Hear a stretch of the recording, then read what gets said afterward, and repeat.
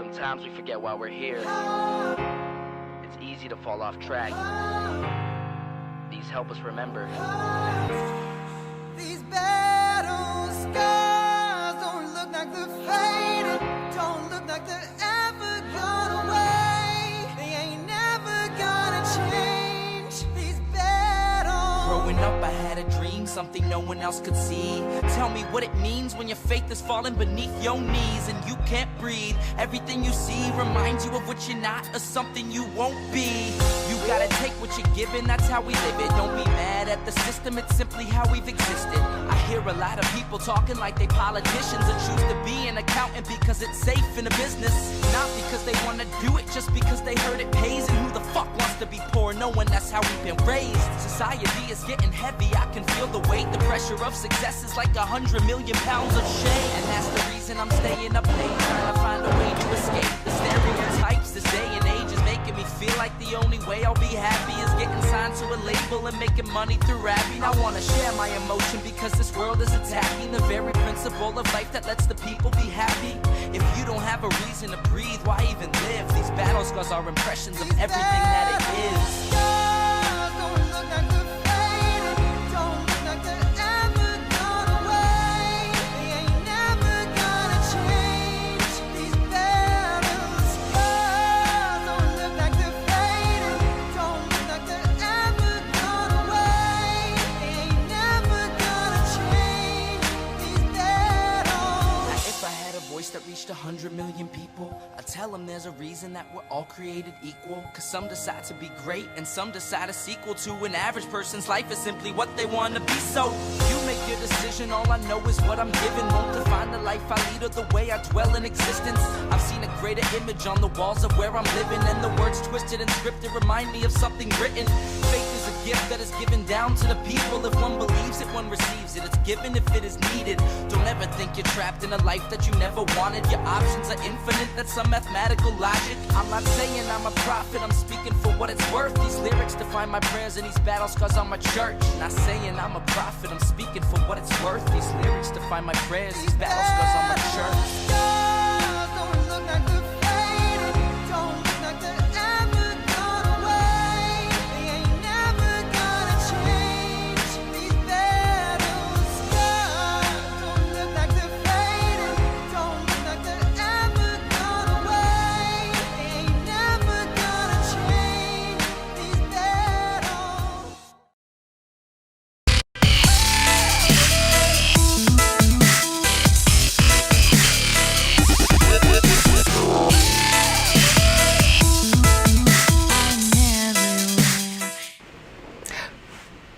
Oh, I'm sorry.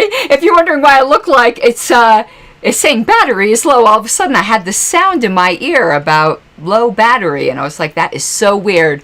Sorry about the little technical hiccup before. I do not know why there was not any sound, but I figured I would start the stream again. I almost was just like, fuck it, I'm gonna go back and take a nap. I would, and I don't like the way the little mic, it's like, hi, Mike. There's a little bit of it showing in the screen.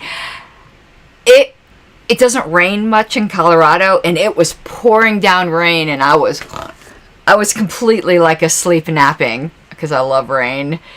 And then time came for the show, and I was like, oh, but it's scheduled, so I have to do it. But figured I needed to. Definitely needed to. It's a subject that's been needing addressing, and why the hell not? You know, need to get it over with. But I'm going to keep having this talking in my ear, and my hair is like kind of icky. Let me turn this thing off because it's going to keep telling me my battery's low. Still put this on though, right? Yeah. Even though it's not doing anything, at least it keeps my hair looking nice. Or back, because again, I have bedhead. Now, hopefully this will be a conversation, because otherwise it would be quite boring. And sometimes I don't even know where to start. But in having discussions of this type, where people might be alleging one thing or another, where people might be alleging casual sexism, or people might be alleging intimidation or harassment. Let me get a baseline. And here's the baseline. Just because someone alleges something, you should take it seriously, but I don't buy that believe all women crap. Nope. I believe in due process. I believe women lie just as much as men do, and that we're not saints that all of a sudden when we talk about one subject, we should just be believed without question. Obviously, there are different standards if you're talking with a friend. If there's a dear friend, you're probably going to believe your friend. But in general, you should listen to things, judge them on their merits, take them seriously, but we do not get into this really sick, twisted thing that's going on in the world today where if a woman alleges something, it's true. You ruin lives that way. And that is not at all what I am talking about. But we actually have the opposite problem in the party. Things get reported, things get mentioned, and they're just ignored. Just absolutely ignored. That's been my personal experience. And in talking with other women, it's been their experience. And of course, this doesn't just happen to women. That's, I'm speaking for the vagina crowd because I got one, I'm sure it happens in lots of different ways to men.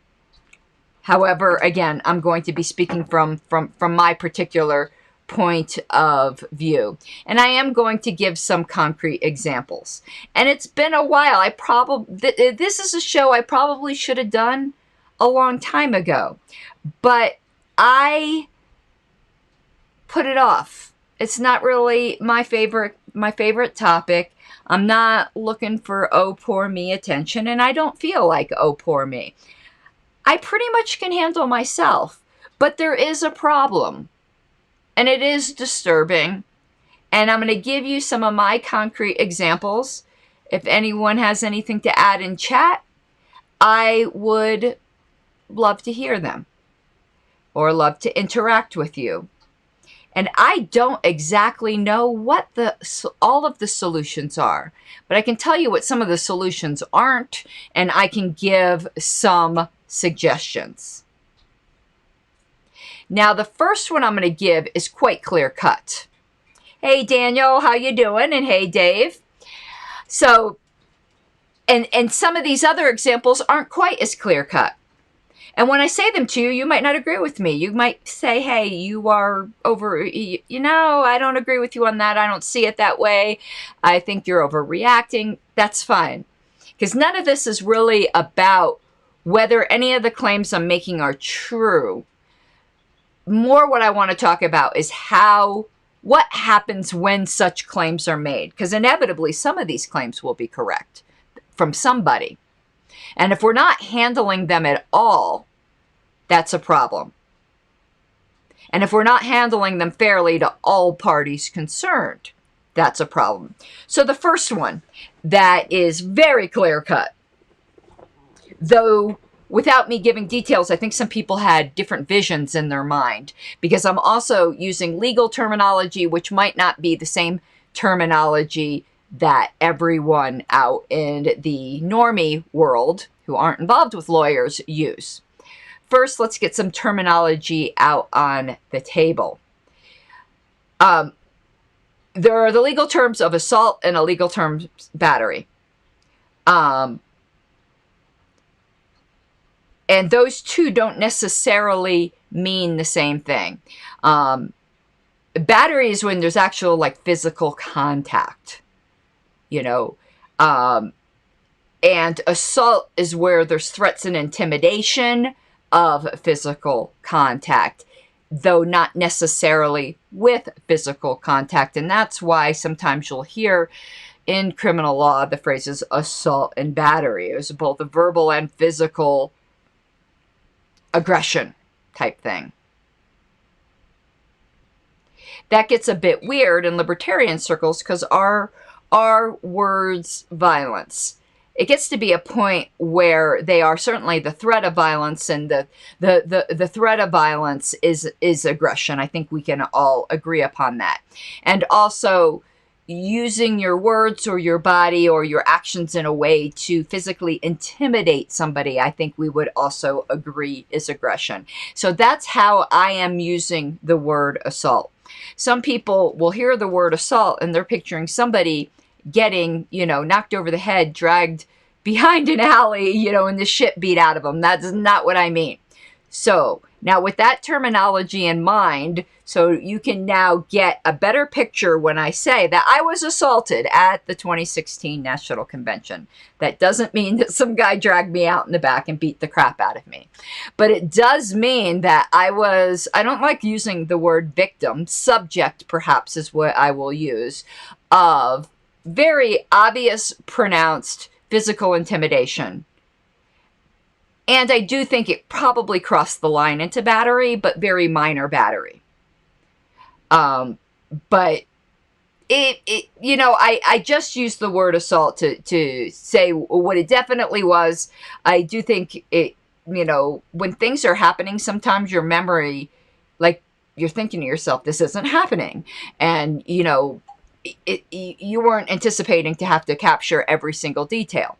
And so I'd like to give the details of this, since people have continued to ask me, and now I'll be able to point to a video, because even though I've said it so many times, so many people still haven't heard it. First of all, now let me tell the story and then I'll do the first of all. This was in fact witnessed.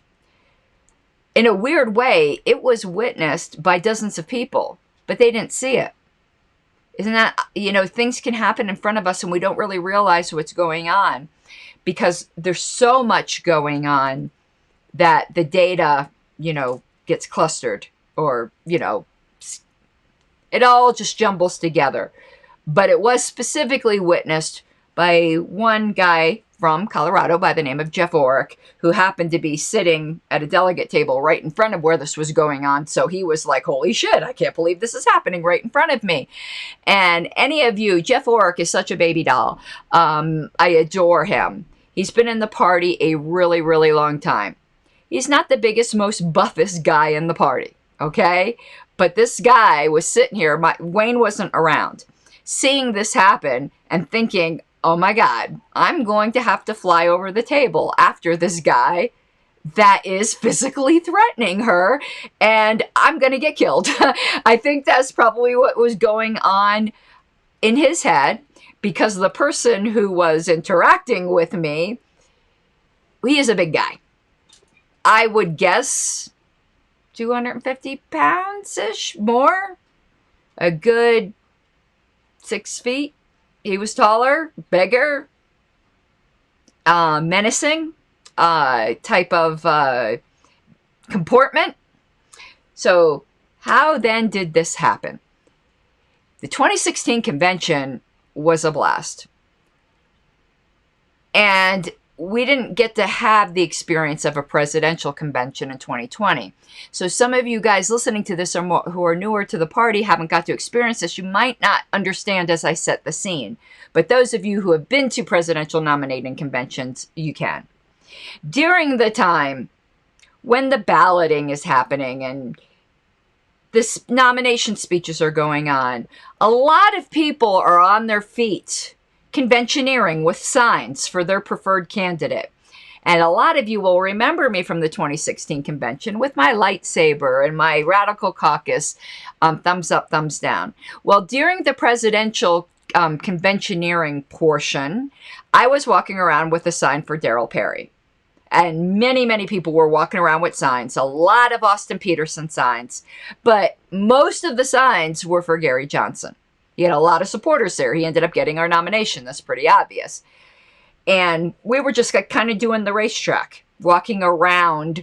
There was like this main center aisle down the middle where CNN had a big thing in the middle, kind of split the delegates in two.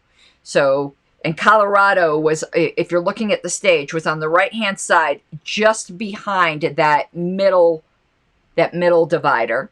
And then right in front of that middle divider was Tennessee.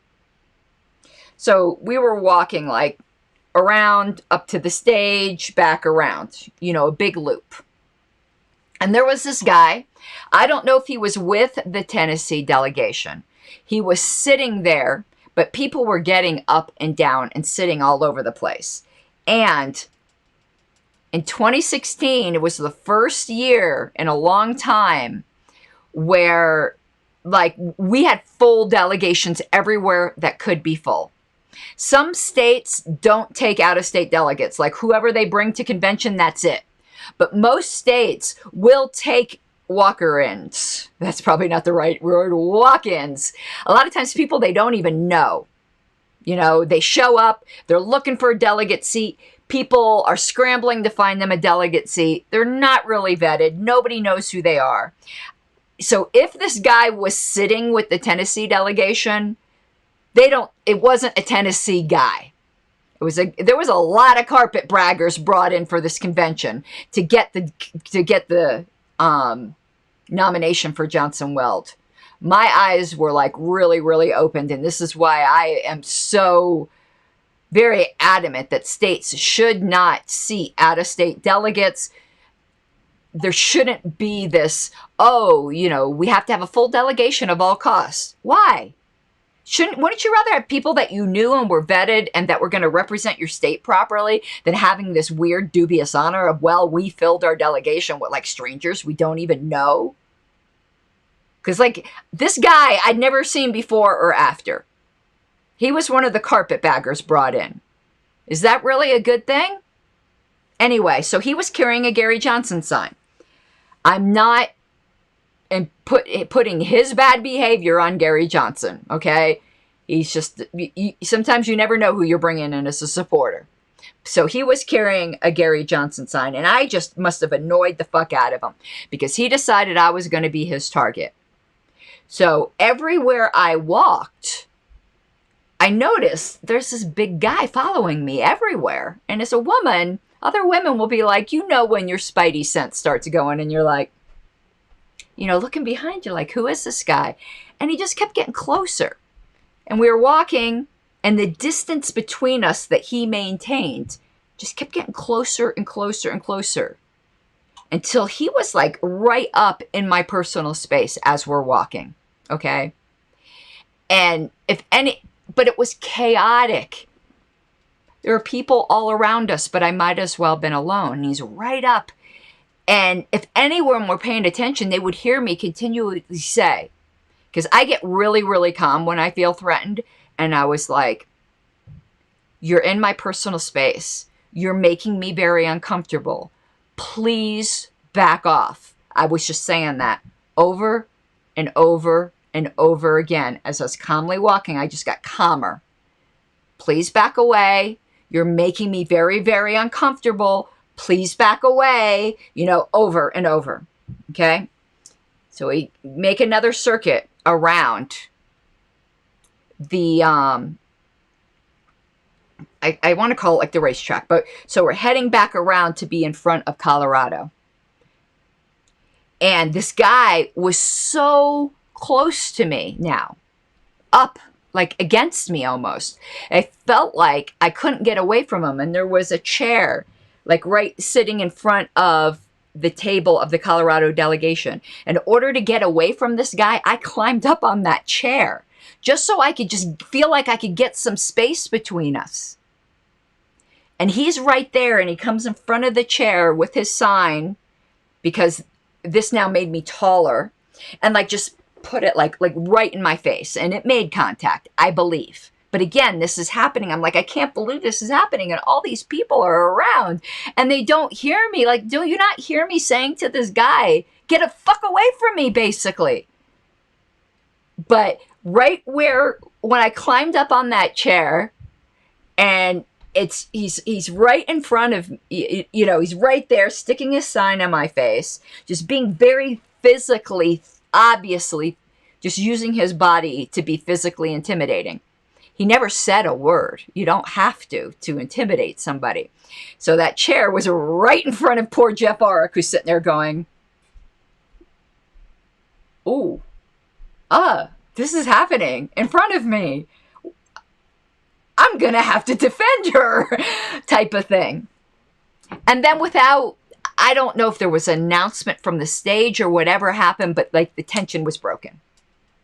And everyone like disbanded. And I was like, whew. I immediately went over and reported what happened to Nathan Graybow. And I can't remember who else was there who was like a field organizer for Gary Johnson. I figured that was the best people to tell. This guy was walking with a Gary Johnson sign. I was able to point him out. And the answer I got was, we don't know who that is. He's not one of ours. I'm like, well, he's carrying one of your signs, but I understand, you can't control who's carrying your signs. And that was it. There wasn't any, oh, wow, yeah, he's not one of ours, but let me try to get you somebody who can assist you. It was just basically like, go away, you're bothering me, he's not one of ours.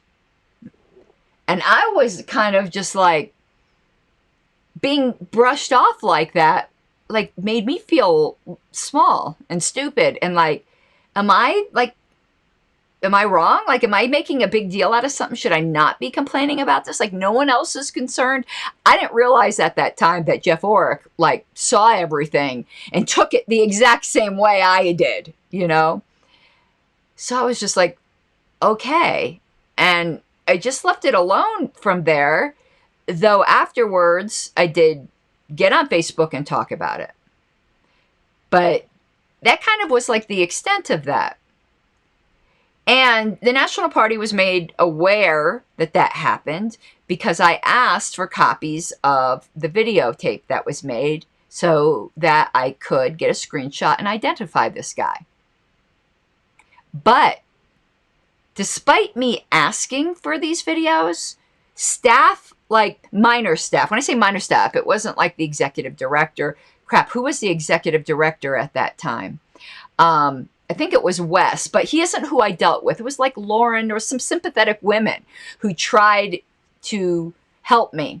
Like, was it Elizabeth Brierly sent me all the photographs that were taken. Couldn't find him.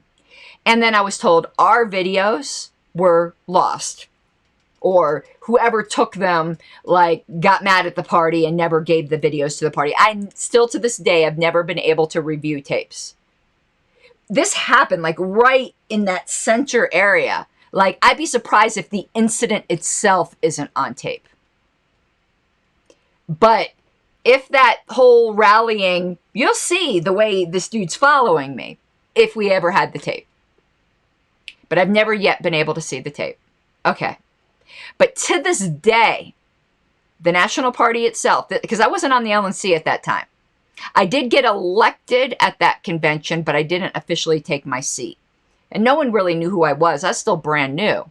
The National Party to this day has never officially acknowledged that I've made this complaint. That nobody ever asked me for my rent and account. There's no record of it anywhere as a complaint being made. And I think that sucks. And in 2018, I know they are vaguely at least aware of it. Do you think there was any kind of enhanced security? Like, the next person that feels intimidated and goes and complains, there should be protocol.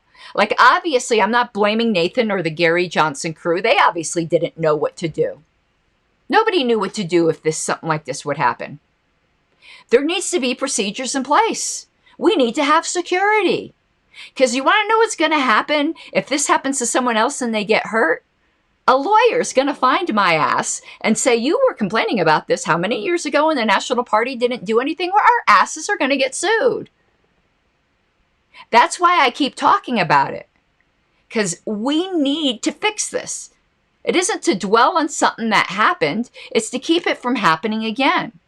And we still, to this day, don't have any kind of security protocol in place. Emotions get hot at conventions. Libertarians tend to drink. We need to have protocols in place to handle this. I wonder how many other people this may have happened to that don't ever come back. Now, this, this particular situation, I think, is something that women are more vulnerable to because, generally speaking, women are smaller than men and can be physically intimidated by men. It's not always true. There are bigger women who could probably intimidate a few men, but that's the general rule. And this was a big boy. This was a bouncer material, that was following me around. I think there needs to be something done. And at this point, I'd like it just to be officially acknowledged by a party chair. The last party chair didn't, and this party chair knows that I've been complaining about it and hasn't. And that sucks. Now, let me give you a few more examples. That one to me is pretty clear cut. Like, that's not even a questionable, and there's a witness. Some of these other ones of my own experience, well, I'm going to give you another pretty clear cut one too, but some of the other ones are more subjective. I could be wrong. I could be exaggerating. I could be overly sensitive. That's not really the point, though, is it? The point is, if the complaints are made, they need to be dealt with. And somebody asked, didn't the chairman set up a task force for this issue? We're going to get into that. Yes, kind of. For this issue, generally, but not this issue specifically. The task force was set up, and I've seen no reports out of it. The task force was set up because of very inappropriate comments that were made to Chrissy Witchers.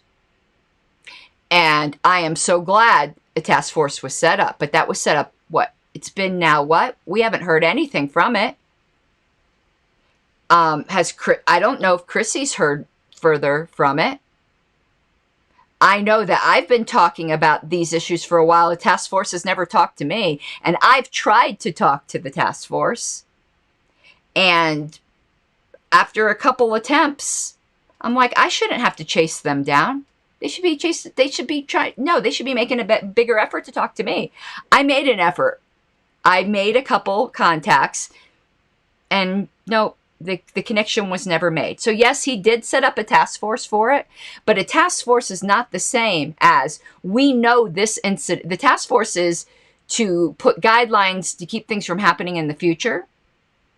And that, again, it was the party chair of Chrissy Witcher's party, and he has since resigned, telling her if she didn't dress in a certain way, perhaps people wouldn't say she looked like a prostitute or something along those lines. I can't speak for Chrissy, but he was pressured to resign. And that's wonderful. But there should have been something out right away from that task force. I mean, that was shitty. But that's still not an official acknowledgement or report of an actual incident, of an actual potential battery and a definite assault that happened at the 2016 convention.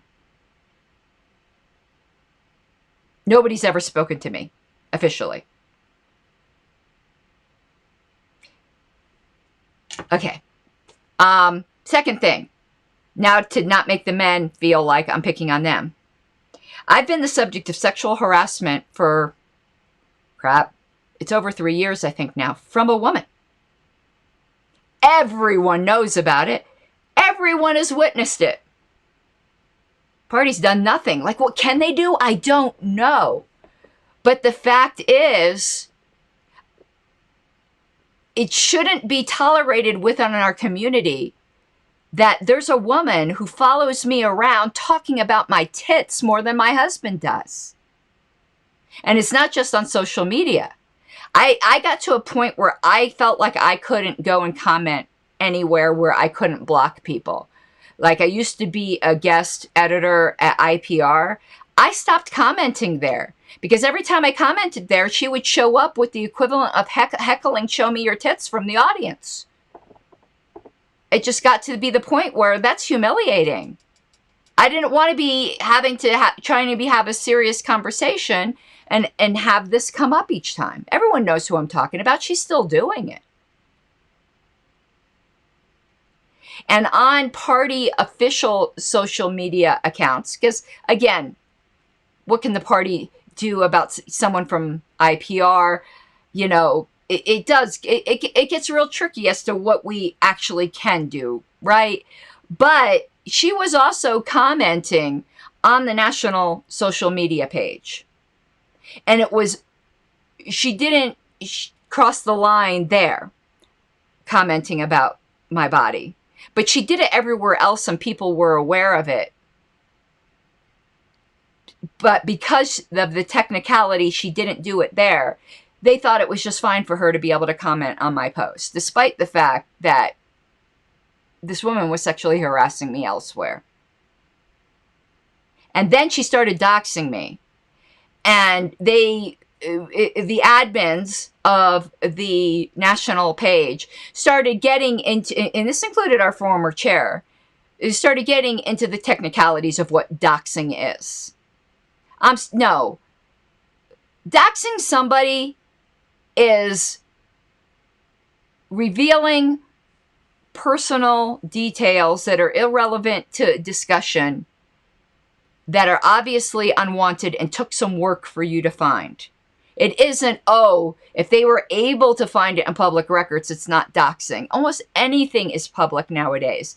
That doesn't mean it's public, if you know what I mean. Just because someone could dig up something, that's still doxing. They don't have to hire a private investigator and break into Watergate to find things for it to be called doxing. So on the national page, this woman started talking about my ex-husband and my divorce from years ago, a divorce from which I was the victim of domestic violence, of which my ex is a police officer. Like, there was scary, scary shit that went on. And nope, nothing was done about that. That was fine. I just had to suck it up, Buttercup. That ain't right. You know, that definitely is not right. And everyone knew what she was doing elsewhere. But nothing. Again, that's trickier. What do you do? Ignoring, I know one thing you don't do is nothing. Or if you do nothing, you at least speak to the person who's the victim of it and explain why, and maybe solicit their input, or maybe, you know, partner with them in some way. I blocked her. That's all I could do. But even if you block someone, you still know what's going on because you're in a conversation and all of a sudden the people around you on social media are speaking to someone you can't see, and you can tell the subject is your freaking tits.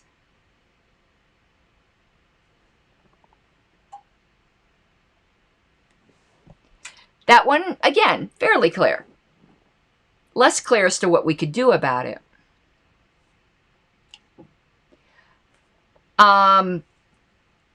Next one. An LNC meeting. Again, this is subjective. This is subjective. But when the complaint is made, the issue should be dealt with. And when I say dealt with, I don't mean demonizing the men. Because let me tell you my view on sexism in the LP. Most of it I don't think is intentional. Most of it I think is what I call at least soft sexism. And most times when it's brought to someone's attention, let's just say in this case a man, because it could be a woman as well, the man is usually mortified and goes, oh my God, I didn't realize that's how it would be taken. Most of it's not malicious. What happened to Chrissy Witchers? That's different. But the example I'm going to bring up now, women will relate to, because I think sometimes we face the soft sexism. And the men who are making the comments don't have our life experiences to realize how it would be taken on our end. So there was an LNC meeting, and I'm gonna relate this as closely as I can. My recollection could be a little flawed. This was years ago, and obviously, when something rubs you the wrong way, your mind can play tricks on you, and sometimes remember it even worse than it was. So I don't have the recording in front of me, but this is going to be very close. And Jean Trosper, it is who you are thinking of. So I was at an LNC meeting and running for a seat on the National Platform Committee. And I was tied with a male LNC member. And we were tied for like 6 rounds. And it was nutty. Both of us were from states that got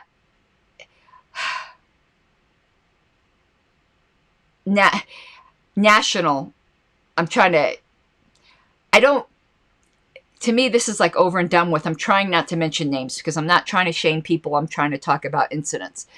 Both of us were from states that would get National Platform Committee seats as well, that the states hadn't made their appointments yet. So I think we're on our 6th round of tie. And we weren't breaking the tie. It ended up getting broken by a coin toss. But at some point, the other LNC member, and my husband was state chair of Colorado at that time. And he's state chair again.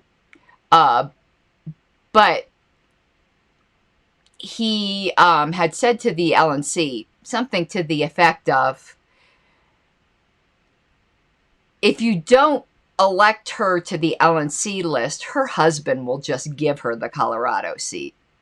And the way I heard it was, the little lady, the husband will just give it to her. And it was just so demeaning. He didn't mean it that way. But that's the way it came up. My marriage should haven't been any part of that at all. Like,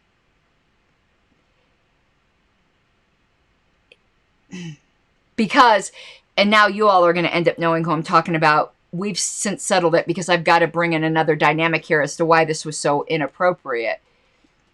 The person who happened to say that's wife was on the LNC and voting. And I didn't turn around and go, well, your wife's just going to give you your seat, right? All of it was just so inappropriate.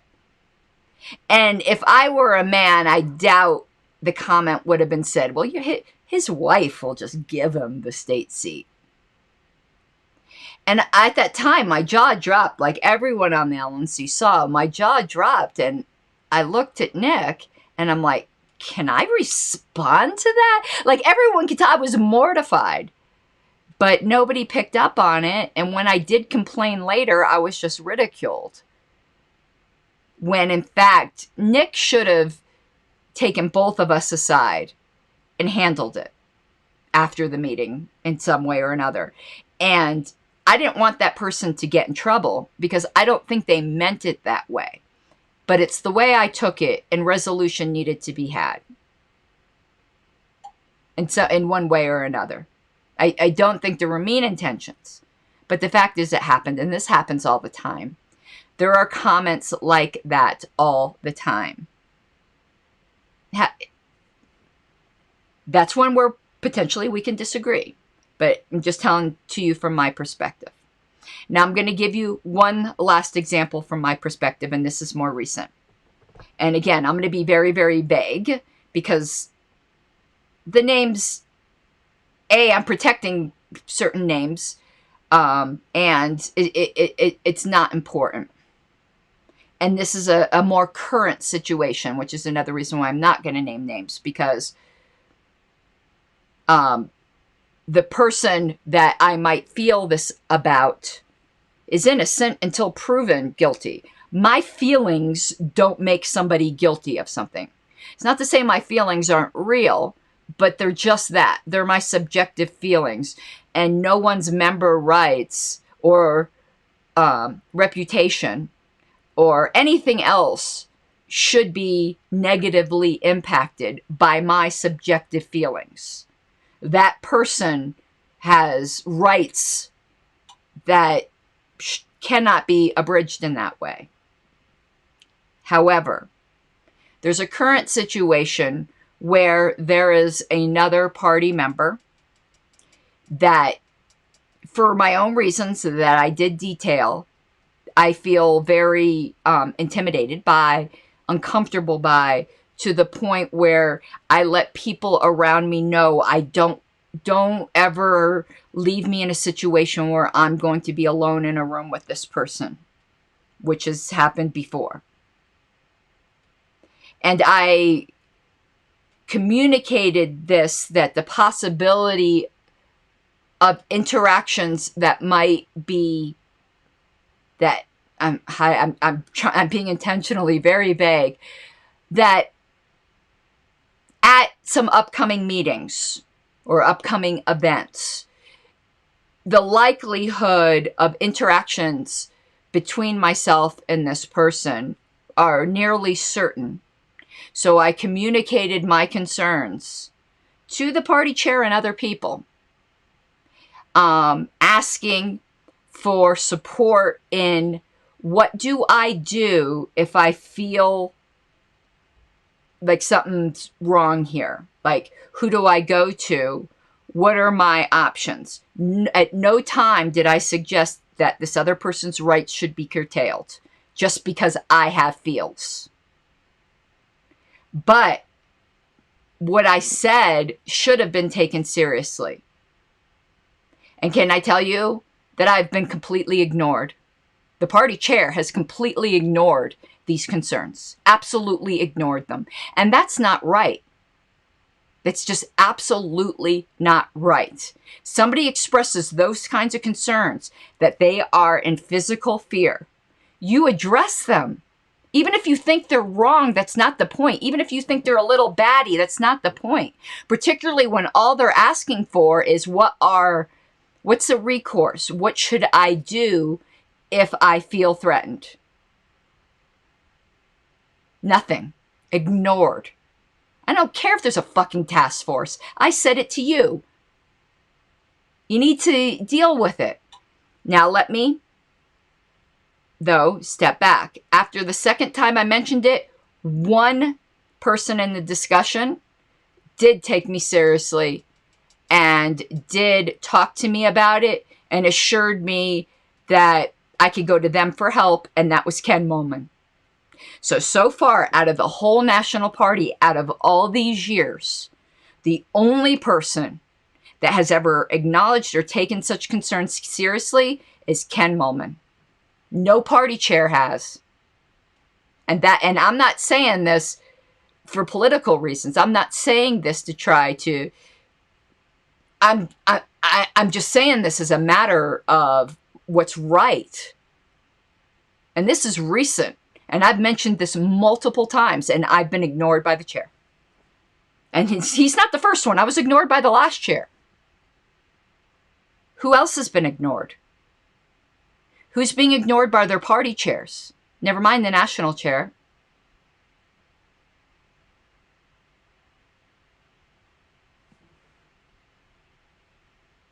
And me saying all this crap, a lot of this stuff publicly, the fact that the task force hasn't gone out of its way to talk to me. We've got a problem in this party. I'm not the only woman who's saying things like this. I just happen to have a platform. The state chair of Michigan was run out of the party due to feeling threatened and being stalked.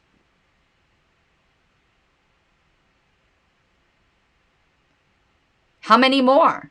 How many women just leave and don't say anything? Or men? Because again, from what I know, the lady who's obsessed with my tits has harassed many, many men over the years too. Like, she's an equal opportunity harasser. And it's in those circumstances, it's worse for men. How humiliating must it be for a man to come and have to admit, this woman is like really, really harassing me. It's a double standard there that works against men. I can't imagine being a man having to try to get recourse for that. I think they'd be laughed at. And that's not right either.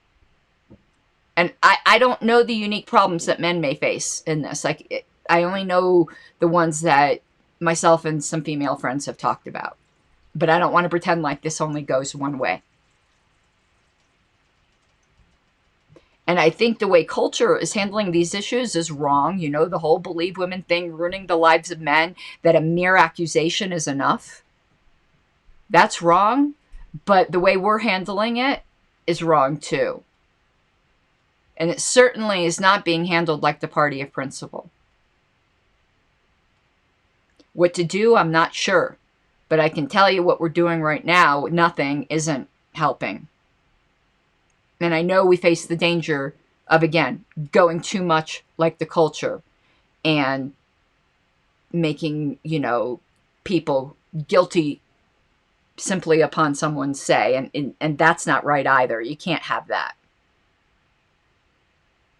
And you also can't be censoring people's speech because some people's feelings might be hurt. I mean, there's got to be like guidelines in place, but there really isn't anything. And some of the things I've pointed out are just really, really clear. So what to do, I don't know. But I did want to bring awareness to this. Because, I'm sorry, the fact that I've expressed that I'm in fear of encounters at future meetings and the party chair has ignored me is unacceptable. The fact that I expressed that I was assaulted at the 2016 convention and the party chair at that time did nothing to acknowledge it is unacceptable. And I do think it should be acknowledged this term, but really, it does really more so belong in the last term. So this is an issue we're going to have a reckoning with one day. And it'd be better that we not. And I've seen nothing out of this committee. I was really happy when the committee was formed because I thought, good. I thought I'd have been interviewed somewhat quickly, but no. So, yeah, there's some comments I'm going to put up. And let's see.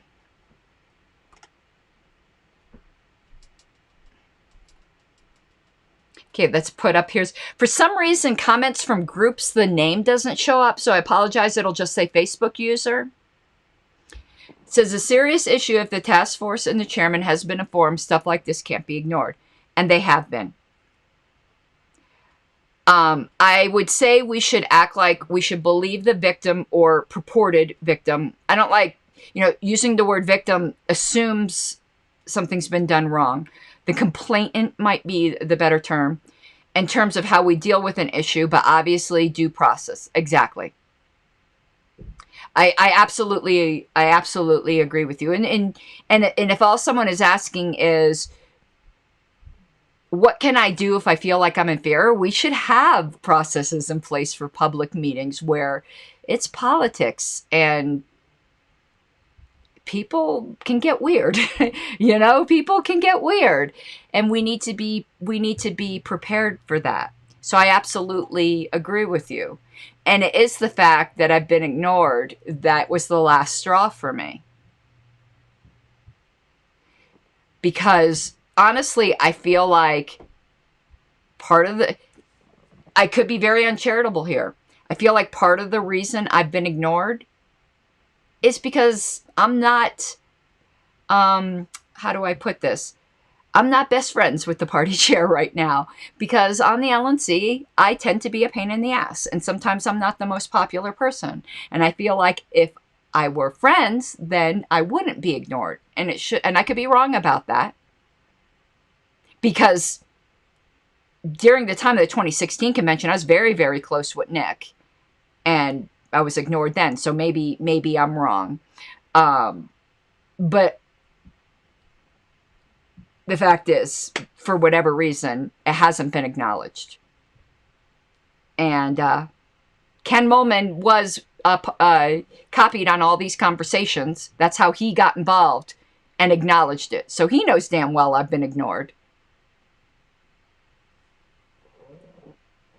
So that's where we're at. And that's where I'm going to leave it. Unless there's further comments, because again, I love the discussion.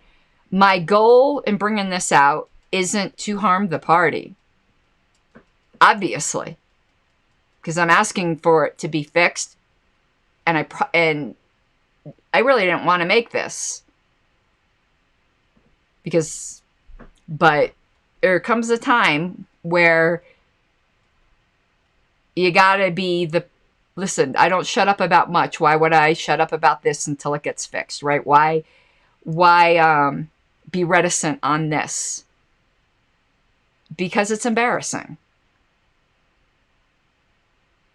You know, it's embarrassing. I'm a strong woman. You'd like to think, well, you know, like water off a duck, right? Well, yeah and no. The next person this happens to might not be quite as strong. And I think I have a duty as a party leader to not be silent about it and to demand that state chairs, well, I can give you another example, actually, of state chair, because I don't want to seem like all I'm doing is ragging on the national chair. The thing is, my involvement's mostly national. But there was an act of intimidation at the 2019 LPCO convention that I felt the newly elected chair of LPCO didn't handle properly. It was a very contentious convention, and this was ironically, it was witnessed by Chrissy Witchers, where there was this political performance by a very obnoxious individual there who, as he was coming down down this aisle from after giving a debate in which my husband was one of the debate participants, he comes in front of me and it's all like bows up in my face and like sticks his finger like right in my face to try to intimidate me. Now, was I intimidated? No.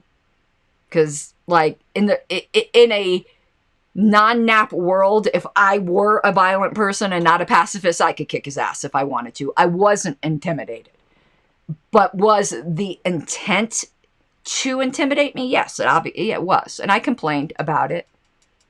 And it was downplayed. And there was no statement this convention.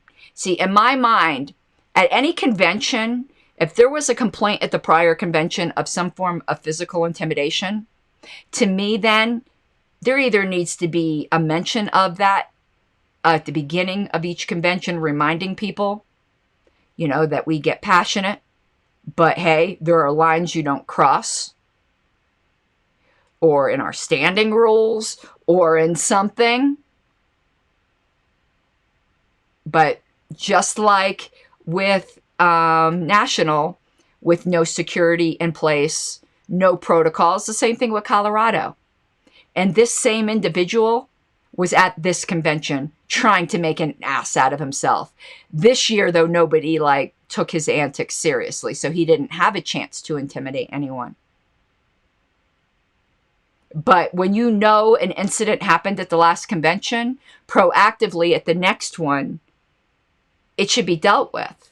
There should be an announcement at the beginning. Listen, when you're on the mic, be verbally polite to people, but also don't do anything which might be interpreted by another person as an act of physical intimidation. I understand we get passionate, but that's not going to be allowed. Anyone here, if you feel like that has happened to you, the sergeant at arms is over there. That is the person you would go to speak to handle it.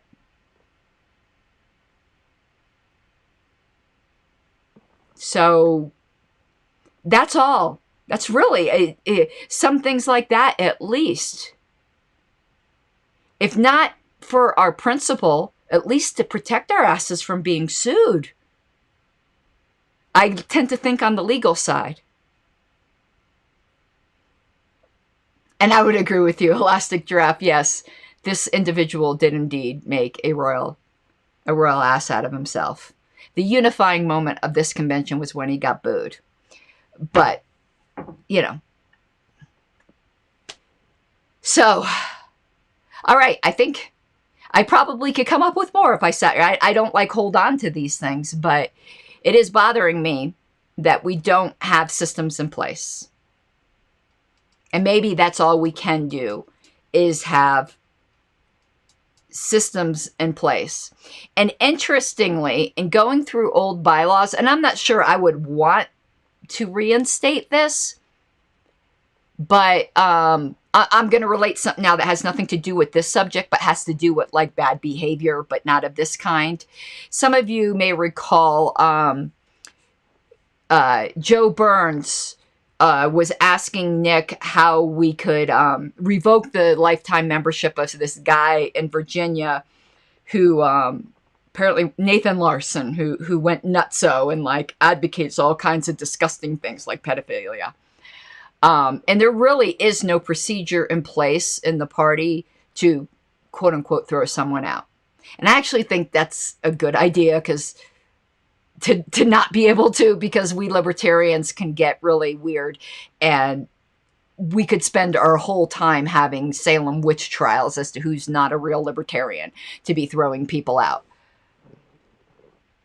But in the past, and I just learned this, and I don't know it was ever been used, the National Judicial Committee used to hear things like this. And does there need to be some kind of disciplinary board? I don't know. I have a feeling that could be a be careful what you wish for type thing. I know we did have this in place, and I don't know why we don't anymore. So, you know, I'm just throwing that out there. I know on the state level, we have a judicial committee that deals with state disciplinary items. But nationally, that just seems like a loaded gun. So, again, a lot of questions raised, a lot of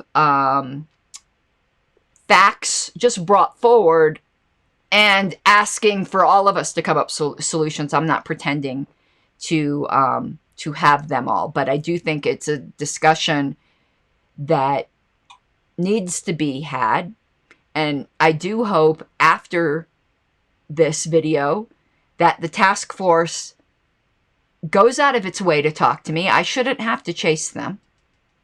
And that the party chair step up to the plate and not ignore, even if he thinks I'm being absolutely silly, not ignore my concerns. And when all I'm asking for is, what do I do? What are the protocols if I feel threatened? To answer my question and not ignore it. But thank you, Ken Molman, for stepping up to the plate and being a leader. You're the only one. Hats off to you. Okay, everyone. Oh, there's a couple questions. No, we don't have any. Well, the LNC can censure somebody, but what does that do, really? And part of the problem with censure is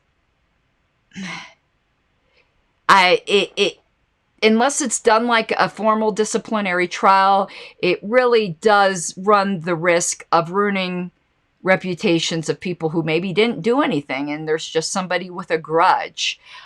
I don't know. I'm just so uncomfortable with all of that. I don't know. And here's, I say state parties should be able to remove members, but that's it, and have national follow the state's example.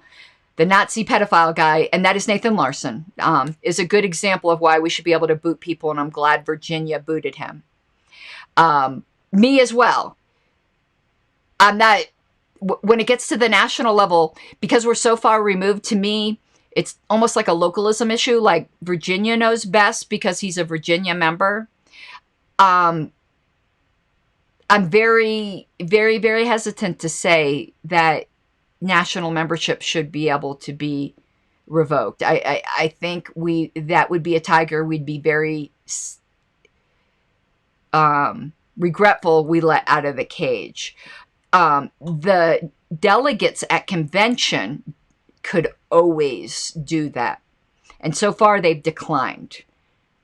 But it could be perhaps because they didn't really understand, and it was really kind of just like a pissing match between Joe Burns and Nick. but that is something that delegates at a national convention could do. I do think it's probably it handled on the state level is the best way. And I can tell you in Colorado, we have no way to ever remove anyone from the party in Colorado. Part of that is because our party membership is based upon, not that we've ever had a situation where I think anyone should be removed, don't get me wrong. But I'm just saying, theoretically, our party membership, we don't have dues or anything like that. It's just if you're a registered libertarian, you're a party member. And we can't revoke somebody's registration, you know, so that makes it even more difficult. And I love what Jean said here. Yeah, if nothing can be done, may as well hang a banner at convention saying, "Welcome to the Thunderdome." I know that's my quandary. And because, you know, that talk I do, well, a lot of you haven't, there's a talk on my channel that I did in Kansas. You might want to watch it. And I start the talk by going, "Welcome to Thunderdome, bitches," because isn't that what it's like? Okay, everyone. Thank you so much for hearing me out. It's not really a pleasant discussion, but I do think it needed to be had and probably needs to continue. Be more than glad to talk with other people, because there were even more egregious examples, but I didn't want to speak for those women. I only really wanted to talk about my own because I just feel weird, you know, telling stories that aren't mine, you know, that aren't mine to tell. Okay. And thank you. Val asked everyone to check that out. Thank you. It's an important one, I think. And it's kind of different from what I normally say. People are used to me as the Spitfire talking about barbed dildos and not necessarily talking about how libertarian dystopia is possible. And we need to be very, very cautious of that. All right. Have a good night, everyone. Thank you so much for spending this time with me, and I will see you soon. With love. Bye-bye.